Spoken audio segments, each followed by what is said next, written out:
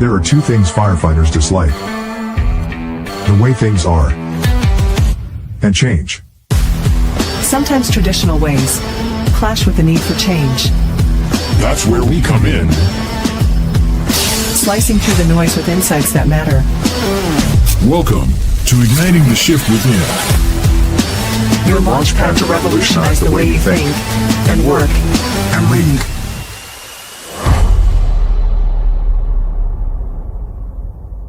Welcome to another episode of Igniting the Shift Within. I'm David Dachinger. Today we have a powerful conversation lined up with Greg Kruger. He's the founder and leadership coach at Forgotten Truth Coaching.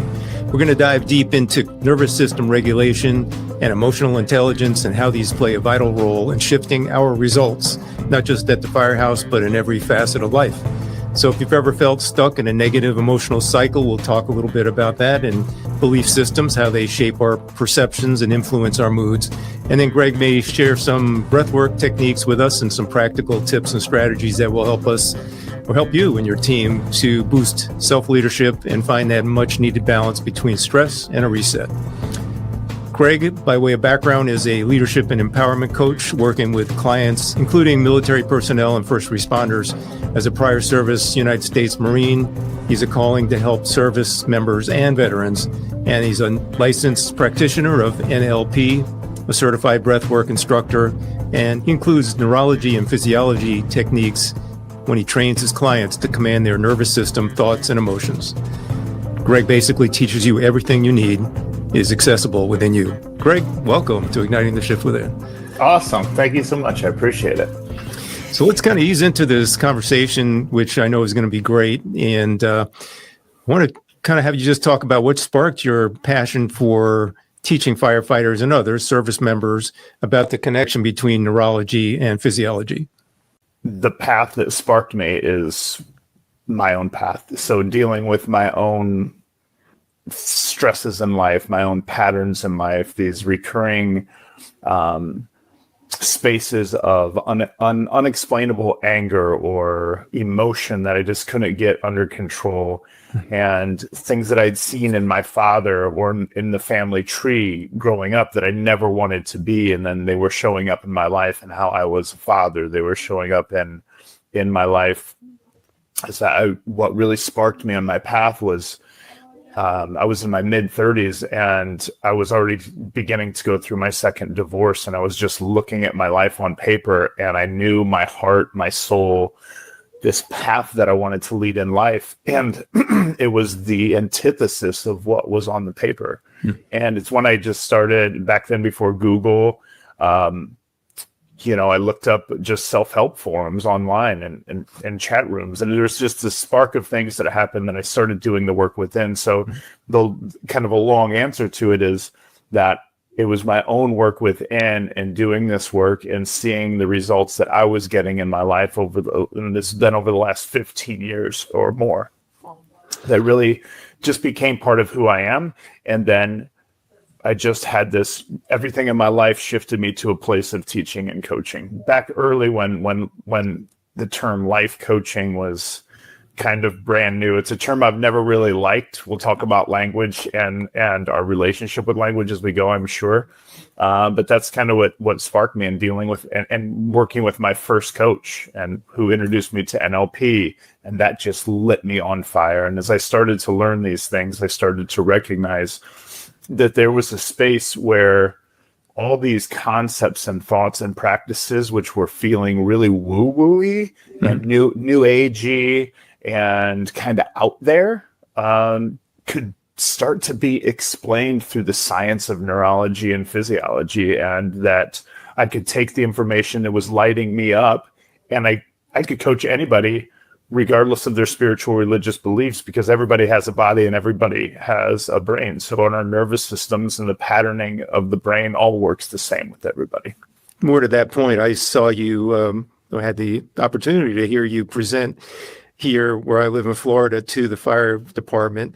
And one of the things that's so interesting is choice, the choices we have in life, what we choose to believe, what language we choose to use. It's fascinating to me, the whole language thing. Can you talk a little more about that, specifically like how firefighters can look at the things they're saying verbally and maybe non-verbally and how that affects their mood, their experience in life. Because I know firefighters, we have a tendency to say some pretty negative things to each other, to ourselves. What's your wisdom on that? Well, first of all, we recognize that everything is our brain's relationship to it. So let's take a couple words where the audience may not have a great relationship to. Let's take words like therapist, counselor. Now, therapists and counselors do amazing, amazing work. But when we just take the word therapist and counselor, we can have so much resistance to that.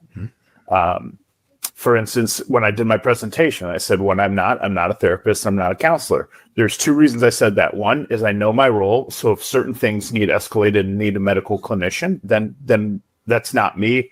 And I'll work with those people. The second reason was because a lot of people don't want to see a therapist. They don't want to see a counselor, but they'll talk to a coach. Mm-hmm. So it just feels different to people. So language is super important. For instance, I don't personally like the word struggle. And I always say a struggle is only a struggle when I use the word struggle, right? When that's my word choice. But to me, the relationship with struggle is powerless, that I'm a victim, that I'm waiting for some other power or something that some outside force is doing to go away for me to be okay. Now, call it the Marine Corps in me, but when I face a life situation, I attack it. I deal with it. I navigate it. So if I'm going through a heavy emotional time or a lot is happening in my life and somebody calls me up, you're like, hey, Kruger, man, like, how you been? If I say, man, I've been struggling, I'm down. But I wouldn't say that. I would personally replace life situation. I've been dealing with some life situations. Now, when I say I'm dealing with a life situation, it feels empowering to me because even every time I say that, everything's your brain's relationship to it. And I've told this story about how I replace life situation with struggle so many times that I just know because life situation feels empowering to me. So now when I say I'm dealing with some life situations, it reminds me and triggers me, I have the power to command this moment in my life. So language is super intricate. We could talk for the entire podcast on language. Yeah, and that's kind of where my brain was going. I remember last time I saw you that I was finishing a conversation with somebody, a mutual friend of ours, and I said something along the lines of, let's not wait so long to see each other. And you reframed it immediately and said, let's see more of each other or something along those lines. Can you talk to that? Like how we don't even think about this stuff, but we're saying things all the time that are not necessarily serving us in the best possible way. Yeah. So I think the easiest way to talk about that is 3 words that I eliminate in my vocabulary: don't, need, and should, as much as possible. Now, here's the example of don't, which is relevant, I think, to the story.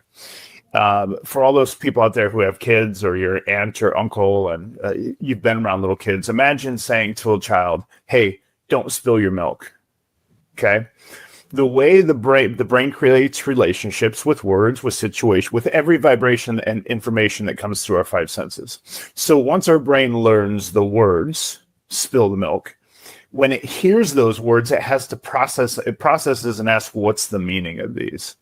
And as a result, it creates a picture, a visual representation. Even if you're not consciously aware of it, it's creating some type of visual representation of what spilling milk looks like. So the brain does not process a negative command, meaning the word don't basically gets wiped. So when we say don't spill the milk, the brain's processing, what does spill the milk mean? And now the kids go and spill the milk because their brain has created a picture of it's like an acute, unconscious, unintentional program that we're giving to the brain. And the brain is just a computer in a dark room. It's literally just processing the data that comes in. So we say, don't spill the milk. Kids spill the milk. Then we grumble and growl at them. I told you not to do that. But think about the opposite. Is what if I said, please be careful and drink your milk? right? Now the brain is creating a picture. What do those words mean? It has to process the data that's coming in. So where this heads then is to say, well, what do we really want in this situation? We want the kids to drink the milk, right? What we don't want is them to spill the milk, but what we want is for them to drink the milk. So we get to remember that we get what we focus on, not what we want. So I want you to drink the milk, but I said don't spill the milk. Much higher likelihood that they're going to spill the milk versus please be careful and drink the milk. They could still spill it then because they're clumsy and messing around and they're little children, right? But the point is that we get what we want, not what we focus on. Another example of don't that's real brief is we're hanging out and we're getting ready. Let's say we're getting ready to go to an event and we've got a box of T-shirts that I need to bring. And you're on your way out the door ahead of me and you say, Kruger, don't forget to bring those T-shirts. Well, what does my brain think? What does forgetting the T-shirts look like? Everybody has had a time in their life where somebody says, don't forget. And then they get somewhere and they're like, oh, I forgot. I literally forgot. Right. So think about this is if you say, don't forget, what I'll say, oh, I got it. What I'll probably do is you walk out the door and I continue doing what I'm doing. Now, think about what happens here's what I do. You give me an acute, immediate, unintentional program that my brain processes basically to forget the shirts. I will say out loud to you immediately, I will remember the shirts. Now, I have given my brain a new program, and my brain's now saying, what does remembering the shirts look like? Well, most people can relate. If the roles were reversed and anybody was sitting in my space and they said, I will remember the shirts, David, I'm probably going to do one of two things next. I'm going to go grab the shirts and put them by the front door, or I'm going to take them straight out to the car. Right. So my behaviors are going to change based on the information I'm receiving. And so always ask for what you want. And so that was similar to the situation when you said whatever it was that you said. And I said, well, let's just put that in a positive sense. Let's connect. Right. Yeah. And now the brain starts thinking about, oh, well, how do we connect and what does connection mean? And it starts guiding us that way. Yeah. In the moment there, it was like the light bulb went off. I mean, like a bright light bulb, just because it was so clear how different what I said was to how you reframed it in that scenario. So I think that's valuable. And I wanted to just take another step further. If we add stress into the equation, now this is first responders, firefighters showing up on a critical incident. There's a lot going on, and they need to. Language is, again, very important on the radio, giving commands to people. You don't have a lot of time usually to communicate. You want to get things across clearly, as quickly as possible. How does all this play into that using language? Well, let me give you an example of a business partner and I happened to be first on a scene of an accident one time coming back from the East Coast in the middle of nowhere, Ohio. It took officers, I think, 10 to 15 minutes to get there, another 10 minutes for a helicopter. And there's a guy who ended up passing, and he was in the back of this car, and I'm sitting there talking to him, and I was pretty sure he wasn't going to make it. But I was telling him, hey, keep breathing, be a miracle, be the miracle. And this police officer who doesn't know anybody, I'm not bashing him at all. He was on the other side of the car standing by the window, and he was just saying, don't you stop breathing. Don't you die on me. And it was just grinding. And every time I heard that, I'm like, ah. But it was like, so there's that aspect of it. Like, how are we reassuring people? So if we can eliminate don't and just always ask for what we want, it's huge. Now, maybe it's a tense situation, and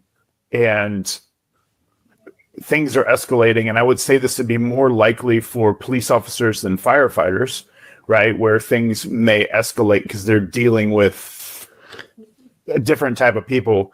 How much are they saying don't come closer to me? Don't get out of your car.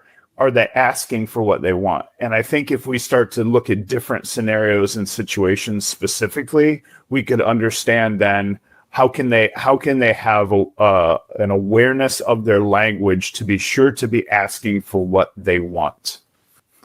You mentioned should as another one of those words. Oh, should it? So yeah, should and need imply lack. So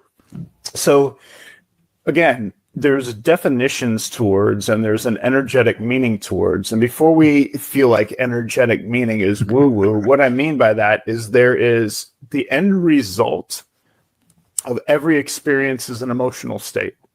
So when we buy the car, there's an emotional state that follows. I feel successful. I feel this. I feel that. The end result is always the emotional state. So when I say energetic, it's really energetic emotional state. And words have those ties, just like struggle. Struggle feels energetically in a certain way to me. So now need and should have kind of this implication of lack. Need especially. So I go to the doctor and my numbers are all off, and he says, you are lacking physical health. You need to get, I say, I need to get to the gym because I'm lacking health. Or I look in the mirror and I don't like the way I look. I'm lacking physical confidence or physical fitness. And so I need to get into the gym.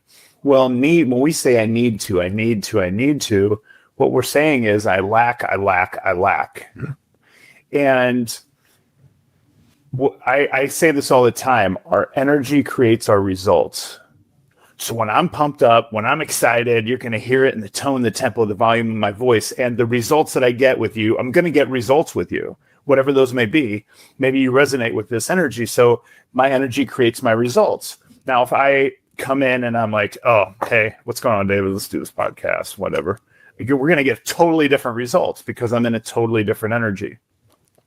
So when I'm in the energy of lack, man, I feel horrible about myself. Mm-hmm. What are my likelihoods of going and working out? I would argue that as long as we ever say, I need to work out, I should work out, I need this, we never will. It's when we stop saying need. When my clients say, I need to work out, I say, you don't need to work out at all. You can or you cannot. It's a choice. So you don't need to anything. Should also implies lack, but it also implies a little bit of victimhood, right? So I go through this event and I dealt with this guy and he was being a jerk. I should feel angry. I should be shitty. I should be upset. And sorry, I don't know if we can swear on the podcast here. All the way, man. Okay, cool. So I should. Well, the most important thing I think I can coach with people is that if our energy creates our results, I believe our power of free will comes with how am I feeling in the moment? How am I commanding my brain and my neurology and my physiology? How am I feeling? I create my energy. So the moment I say that person is acting like a jerk, so I should feel angry and shitty, what I'm saying is I'm feeling the way I'm feeling because of the actions of the outside world versus saying I'm choosing how I feel. So now if we replace should with shall, how should I feel in this situation? I should feel angry. I should be upset. How shall I feel in this situation? Now we go back to the same thing as the can or cannot. It's a choice. So we should can bring us into this victimhood space where I'm saying, well, I'm feeling the way I'm feeling, which how I'm feeling is changing my behavior and my behavior changes my results. I'm feeling the way I'm feeling because that person did it. A lot of times I'll poke my clients, especially guys who say, well, my wife was doing this and I'll just say, and so I'm feeling this. And I was like, oh, she owns you. And they're like, oh, so think about that. Every time you have a situation where we're energetically reactive to the external world is owning our power. Mm. So it's one of those woo-woo statements. You're giving up your power. Well, I love taking woo-woo statements and putting them into physiology. You're giving up your power is to say that you're not commanding or choosing to say, how do I want to feel in this moment? Because I can sit here calm, composed, steady with an easy tone, even in the face of craziness out there. Or I can join the energy of the craziness, and now I'm the victim to that, and I'm mimicking that, and it's not choice anymore. Well, thanks for bringing the choice into it, because probably if there's anything that's constant it's the fact that we have choice in every moment, every situation, how we're going to choose to respond or how we're going to choose to frame it. Let me something just popped in my head. I think it's worth noting. Yeah, go for it. You've had a hard day and a lot of calls out in the field, and maybe you've had some really uprooted ones, or that have just shook you. Now your shift's over and you're about ready to walk in your house, and you're saying, I'm in this mood because I experienced this, because I experienced this, because I experienced this, because I experienced this. Now this energy, our energy creates our results. So now the mood you're going into the house is whatever it is. It's frustrated, it's pent up, it's angry, it's reactive, whatever that is. You're giving that to your family or to your friends or to whoever's on the other side of that door. Right. So when you're sitting in your car before you walk in, there's an opportunity to take back command of your energy. Because let's be honest, first of all, when we experience massive external events, it affects us, yes. So we go through the motions of that, through the feelings of it, through the reactivity of it, and then there's a point where we get to either stay in it or come out of it. So when you're sitting in the car and you're about to go into the people that you love the most, how should I feel? Well, I should be shitty. Well, then you say, well, I'm walking into my family and my loved ones. How shall I feel? Man, I want to give them the best of me. Well, how do I get from there to there? Let me do that right now. Let me at least, maybe I can't get to here. Maybe I can't get to arms up and like, woo, I had a great day. We're not trying to make up stories. But the question is the realization is that what I experienced is over. How can I clear that and be back in the present moment, recognize that I have the power to create my energy, to change my energy in this moment, and ask myself, what version of me do I want to walk in the door to my kids, to my wife, or to my husband, for those females out there, right? Mm-hmm. So that's a huge place of the should, shall, and the realization that we have a choice. Right. And you're really talking about an important transition or reentry, as I call it, coming off of a shift where you may have had multiple calls of varying intensities, energy, negativity, drama, trauma, and being able to shift gears so that you can now reintegrate into, your home life with your partner, with your kids. And so it's super important. And I think you started to touch on something else in that when we witness all these intense, traumatic situations, I think sometimes we take it on or we just want to sit in the story of it for a while and kind of own that story, even though it's not ours. Yes. And you have a parable, I guess you would call it, about a boulder. Does that relate to this, what we're talking about? That one's not with how long we sit in it. That's with if we pick it up. So there's a master and he's walking through the forest with his students. And as he's walking through the forest, they come across this big pile of boulders. And the master points at the boulders and says, "Are those heavy?" And the students, why is he asking this question? Of course they're heavy. They're boulders. And the master says, "Not if you don't pick them up." Right. And so I utilize that to remind people that we don't solve world hunger by starving. We don't solve poverty by being poor. I don't do another person who's going through depression a service by being depressed and in their energy. Right. So, and when you ask that question, you ask, does it relate to what topic again? So it's about witnessing these dramatic calls and kind of sitting in the story and the energy of it, like taking it on in a way, like as if it's ours and, like the boulder, picking it up, like we have a choice in the situation, or afterwards, do we hold on to that boulder or kind of let it go? Yeah, because at the end of the day, you might see parents suffering at the loss of a child or vice versa. And the question is that your boulder? How can you go out and serve and be, if your energy creates your results and the best you is the best everything. That means get into your best energy before you go serve these people. Then the next call comes up and you're still carrying the boulder of the previous call. Well, the question would be, why are you carrying the boulder? And again, realistically, as humans, we are empathetic, right?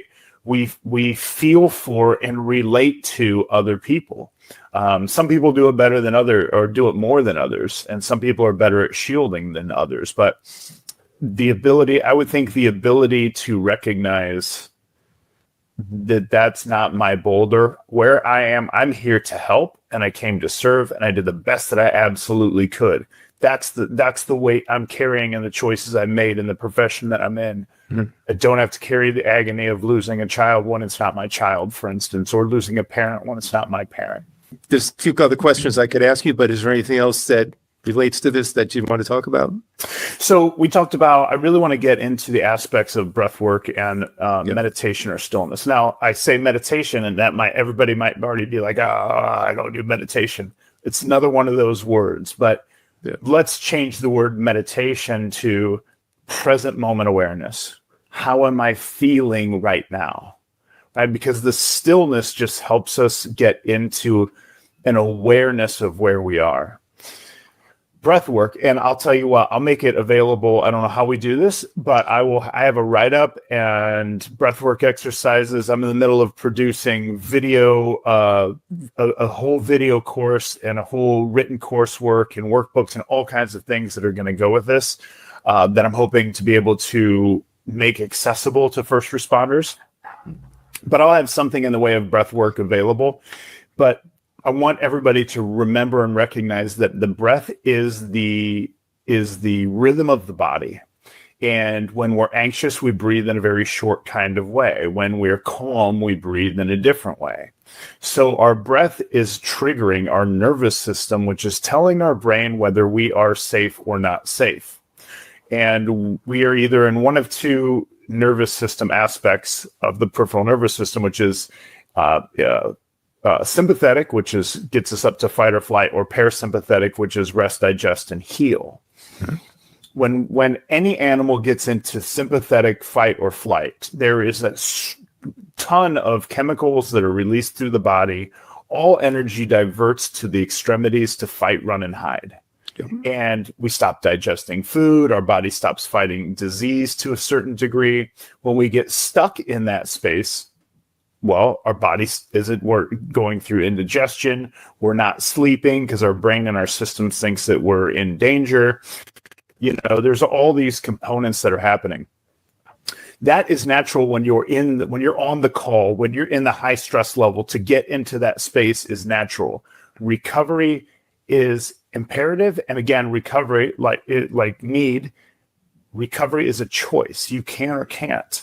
You can choose to continue to think about things because the brain doesn't know the difference between what's real and what we're thinking about. So when you go back to the firehouse or to the station and you're thinking about the call that you're on, your brain thinks that you're still in that situation because it's just interpreting data. So it's still flooding you with all these chemicals, feelings, and emotions that you're going through. But when you recognize I'm no longer there, I'm no longer in harm's way, and I'm in this space, now that you're actually safe physically, you can utilize different breathing techniques to drop you out, to drop you back down into rest and digest.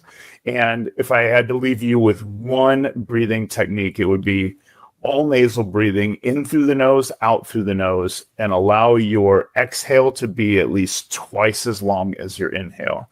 Because when you're in danger, you're never going to breathe in a way that's like, right? We're going to be rapid breathing. So when we can breathe through our nose and have slow, long exhales, it's telling the nervous system and the brain ultimately that we're safe.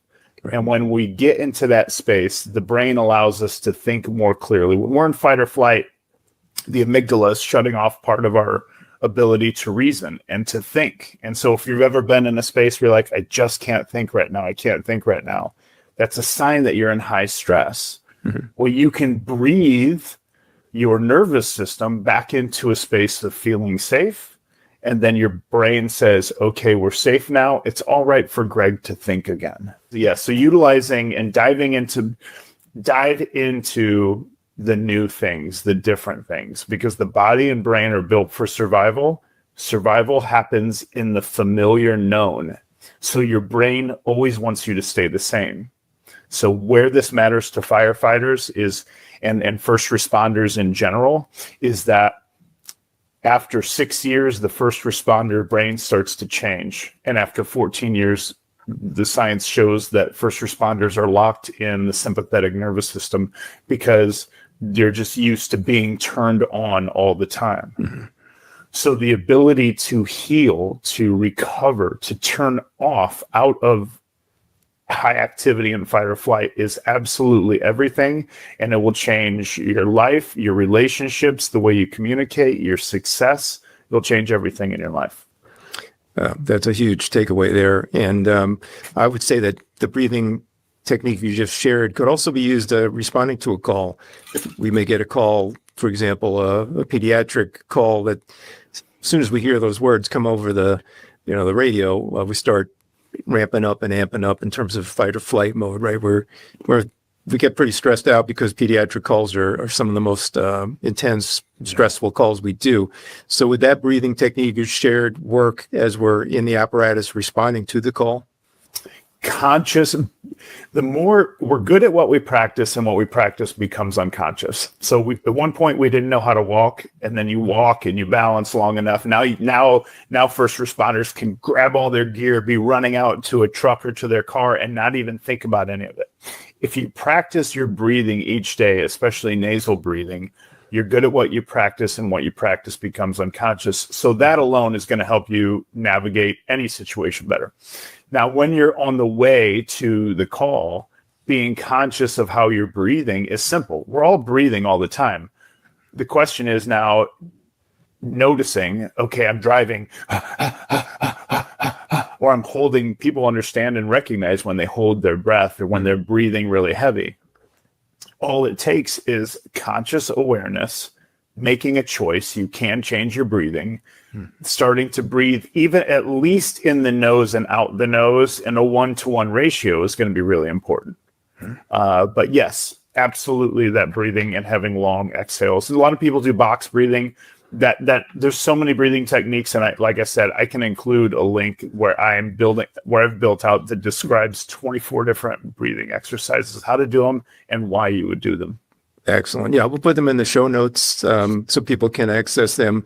And you mentioned you've been doing all this filming for coursework. Talk a little bit about what you're up to with that, where people can find you, and any other links you want to share.